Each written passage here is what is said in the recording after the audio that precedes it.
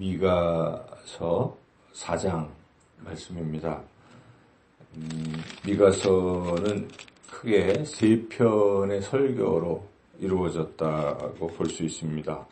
그래서 1, 2장, 그리고 3장에서 5장, 또 6장, 7장 이렇게 세 편의 설교로 이루어졌다고 볼 수 있는데, 각 설교마다 처음에는 죄악에 대한 심판을 선언하고 뒤에는 하나님의 은혜로 구원을 또 회복을 선포하는 이제 그런 식으로 구성이 되어 있습니다.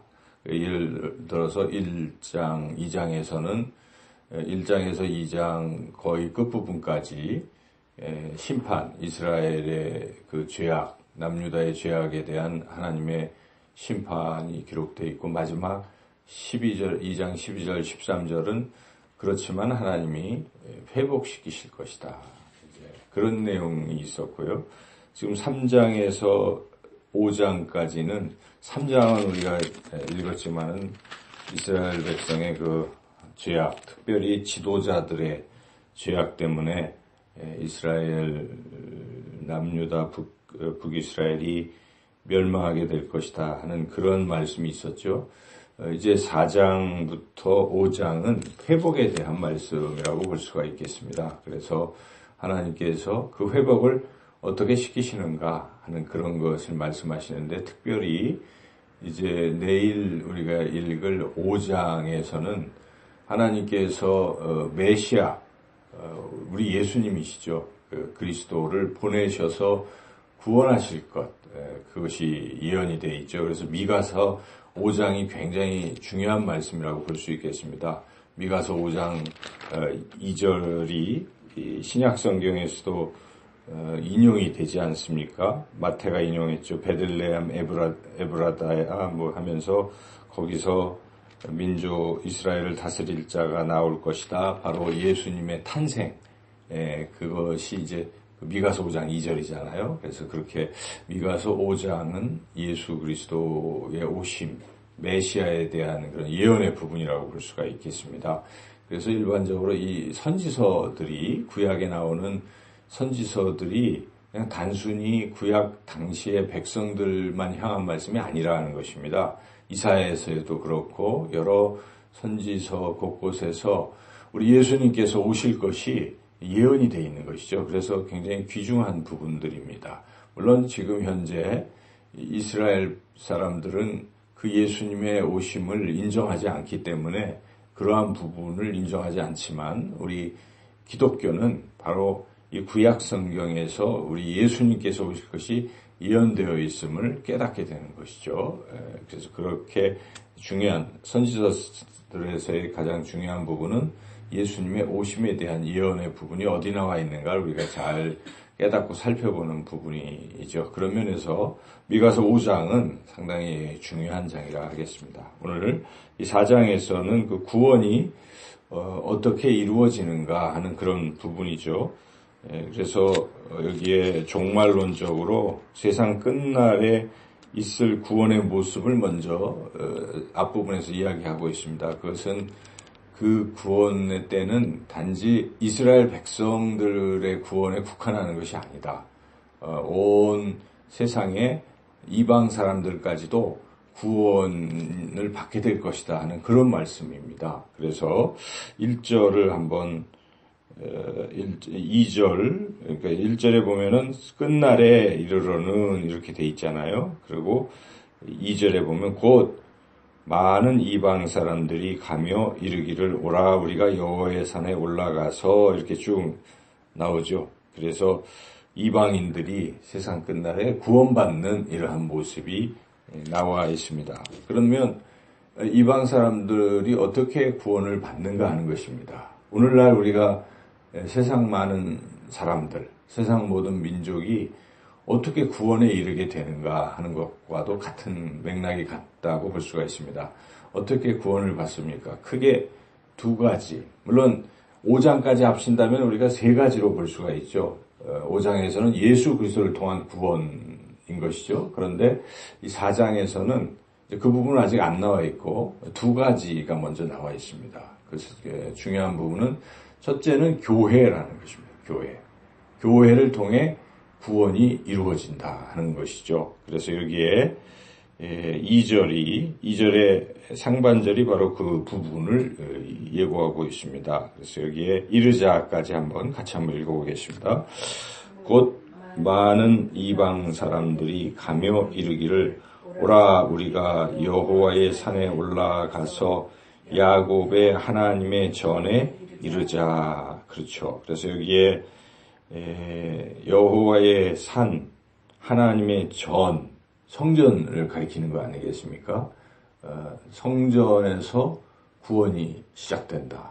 이런 성전을 통해서 구원이 이루어진다 하는 것인데, 이 구약의 성전이 오늘날 이 신약에서 우리가 사는 이 시대에는 무엇을 가리키겠습니까? 그 구약의 성전을 허무시고 예수님께서 다시 부활하셔서 예수님이 친히 성전이 되시는 것이고, 그 예수님을 머리로 해서 예수님을 믿는 사람들의 공동체, 바로 교회를 말하는 것입니다. 이제는 교회인 것이죠. 구약의 성전은 오늘날 교회입니다. 바로 이방 사람들이 성전에 가서 구원을 받는 것처럼 오늘날 세상의 많은 사람들이 교회를 통해서 구원을 받게 된다 하는 사실입니다. 그래서 우리가 구원은 교회 밖에서도 있다 하는 그런 소리에 현혹돼서는 안 된다 하는 것이죠. 어느 신학자는 교회 밖에서도 구원이 있다, 이제 이러한 주장을 하지만 분명히 성경은 교회를 통해서 구원이 이루어진다 하는 것입니다.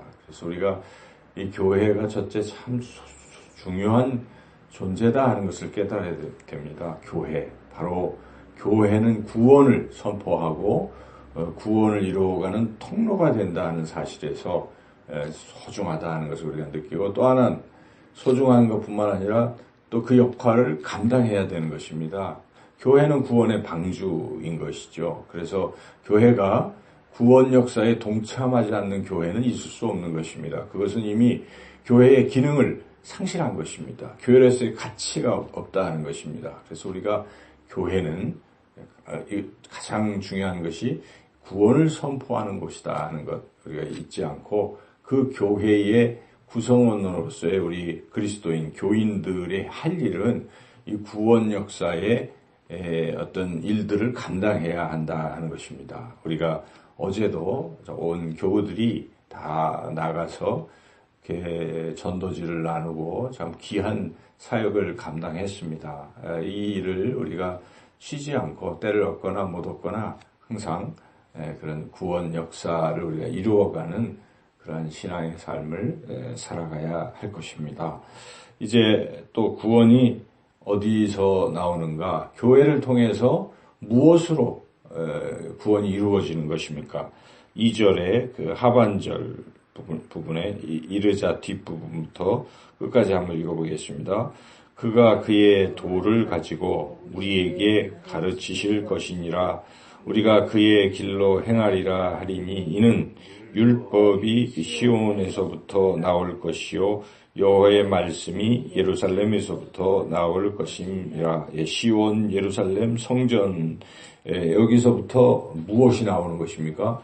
여호와의 율법, 여호와의 도, 그의 도, 하나님의 말씀이라고 볼 수 있겠죠.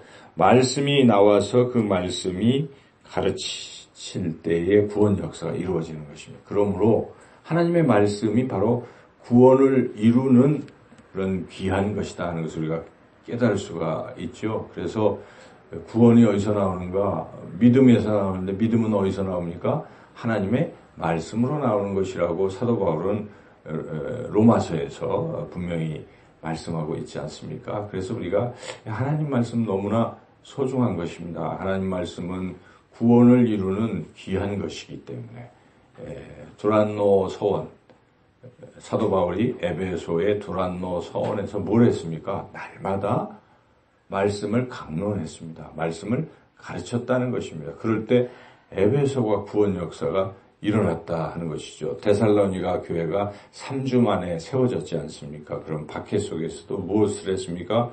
데살로니가의 사도 바울이 3주 동안 말씀을 강론했습니다. 다른 것이 아닙니다. 그래서 하나님의 말씀을 가르치는 일, 하나님의 말씀을 배우는 일, 하나님의 말씀을 선포하는 일은 너무나 소중한 것입니다. 왜냐하면 그것을 통해서 구원 역사가 이루어지기 때문이다. 그러므로 우리는 하나님 말씀 배우는 것을 게을리해서는 안 되고 또 하나님 말씀을 또한 가르치는 이 사명을 잘 감당해야 한다는 것입니다. 그래서 교회에서 하나님의 말씀을 가르치는 일이 없다. 그건 교회의 기능을 상실하고 있는 것입니다. 그래서 교회는 하나님의 말씀을 가르치고 전도하고 하는 이 기능, 역할을 잘 감당해야 된다. 왜냐하면 교회와 하나님의 말씀을 통해 세상 모든 민족을 구원하는 것이기 때문에.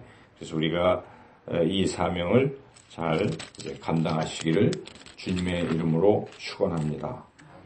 그리고 이제 남은 부분들은 특별히 이제 6절부터 시작되는 13절까지 이르는 부분은 하나님께서 이 남은 자들을 다시 회복시키시고 구원하실 것이다 하는 그런 부분인데요.